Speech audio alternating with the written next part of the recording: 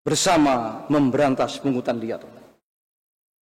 Dalam perspektif tindak pidana, korupsi dinyatakan bahwa pungli adalah perbuatan yang dilakukan oleh seseorang atau pegawai negeri atau pejabat negara dengan cara meminta pembayaran sejumlah uang yang tidak sesuai atau tidak berdasarkan peraturan yang berlaku atau perundang-undangan. Dampak pungutan liar dapat mengakibatkan ekonomi biaya tinggi, rusaknya tatanan masyarakat, menghambat pembangunan negara, merugikan masyarakat, menurunnya kepercayaan masyarakat kepada pemerintah,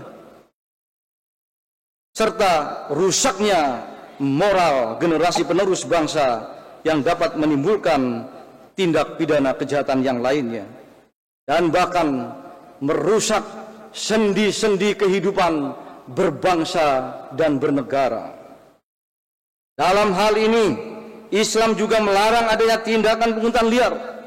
Lebih parahnya pungli yang ada di bangsa kita terjadi sejak lahir, kemudian mengurus pendidikan, kemudian mengurus perizinan-perizinan di darat, di laut, udara, kemudian mencari pekerjaan, mendapatkan jabatan, setiap jabatannya juga harus dengan biaya, bahkan yang lebih tragis sudah meninggal pun dipungli, yaitu karena ada berkaitan dengan masalah asuransi jiwa.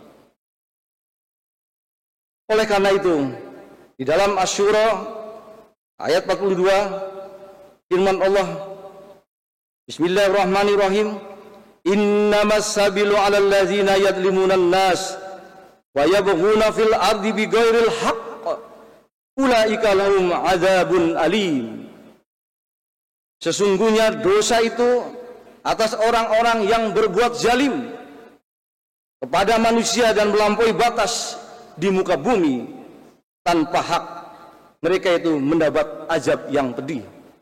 Quran surat Asy-Syura ayat 42. Ma'asyiral muslimin rahimakumullah, pemungutan liar yang tidak ada landasan aturan yang jelas sangat meresahkan masyarakat. Sebab korban dari kegiatan ini mau tidak mau harus membayar sejumlah uang yang ditentukan oleh oknum atau pelaku pungutan liar. Urusan korban dalam pengurus sesuatu dapat diurus sebagaimana mestinya, dengan jalan singkat, tidak memperhatikan prosedur-prosedur. Itulah yang sekarang kita harus berantas karena merusak daripada sendi-sendi kehidupan berbangsa dan bernegara. Kemudian juga, padahal akan sangat bijak jika bisa menolong orang lain dengan ikhlas, tanpa meminta imbalan apapun, karena akan bernilai ibadah.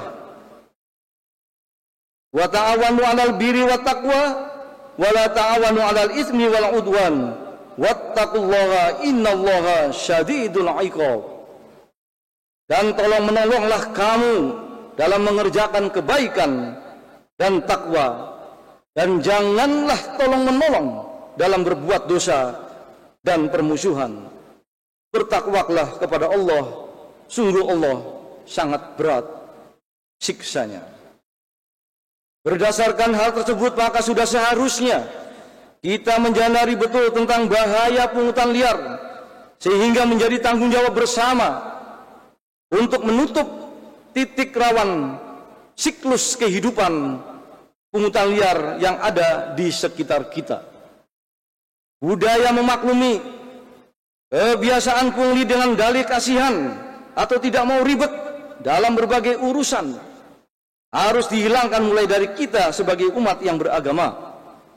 Sebagai umat Islam, kita harus menyadari pioner dalam memberantas pungli untuk kemaslahatan umat. Ma'asyiral muslimin rahimakumullah, Imam Az-Zahabi dalam kitab Al-Kabir memasukkan perilaku pungutan liar salah satu dosa besar, termasuk antara 70 dosa besar. Ia bahkan berkata bahwa orang yang melakukan pungutan liar mirip dengan perampok jalanan yang lebih jahat daripada pencuri, orang yang mengambil pungutan liar, pencatat dan pungutan yang semua bersekutu dalam dosa, sama-sama memakan harta haram. Pandangan di atas sangat relevan dengan firman Allah Quran surat An-Nisa ayat 29. Bismillahirrahmanirrahim. Ya ayyuhalladzina amanu la ta'kulu amwalakum bainakum bil batili illa an takuna tijaratan antaradi minkum wala taqtulu anfusakum innallaha kana bikum rahima. Dan artinya, hai orang-orang yang beriman, janganlah kamu saling memakan harta sesamamu dengan jalan yang batil, kecuali dengan jalan perniagaan yang berlaku dengan suka sama suka di antara kamu. Dan janganlah kamu membunuh dirimu, sesungguhnya Allah adalah Maha Pengasih lagi Maha Penyayang. Larangan memakan harta orang lain dalam ayat ini mengandung pengertian yang luas, termasuk larangan tidak melakukan pungutan liar. Sekalipun seseorang mempunyai harta yang banyak, tetapi harta orang itu tidak boleh diambil begitu saja tanpa seizin pemiliknya atau tanpa mengikuti prosedur yang sah. Sebagai warga negara yang baik dan umat Islam yang memegang teguh nilai persatuan dan kesatuan, maka marilah kita bersinergi untuk menolak dan menyapu bersih pungutan liar dari negeri ini tanpa pandang bulu dan tanpa terkecuali. Jangan biarkan diri kita atau saudara-saudara kita menjadi tukang pungli yang akan menyusahkan orang lain dan merugikan diri sendiri di akhirat kelak.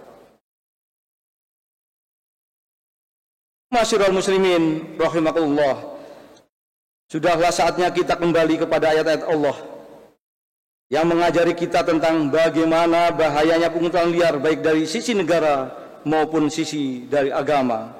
Sebagai generasi penerus bangsa yang berbudi luhur serta memegang teguh nilai-nilai Pancasila dan Undang-Undang Dasar 1945, maka sudah saatnya lah kita mengingatkan kepada diri kita sendiri dan juga kepada orang terdekat dan lingkungan sekitar apabila menemukan tindakan yang menjurus kepada pungli agar dilaporkan kepada pihak yang berwenang.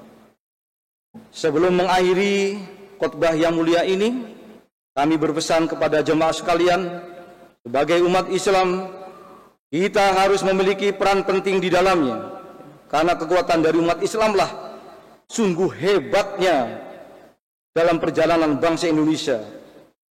Indonesia hari ini butuh kekuatan dan keteladanan yang dimulai dari lingkup tetangga, kelurahan, kabupaten, kota, provinsi, dan akhirnya bernegara. Dan dunia pun butuh persaudaraan dan perdamaian di tengah kondisi ketidakpastian dan peperangan yang terjadi antar negara. Kita sebagai umat Islam perlu menjadi duta-duta damai di tengah berbagai tantangan yang ada. Dengan upaya tersebut, semoga Allah senantiasa memberikan bimbingan, taufik dan hidayah serta inayahnya supaya kita dan keluarga kita selalu menjadi orang yang taat kepada Allah Subhanahu wa ta'ala. Dan pada puncaknya nanti kita akan menghadap Allah, kita akan meninggalkan dunia yang fana ini dengan husnul khotimah. Amin, amin, amin ya rabbal alamin.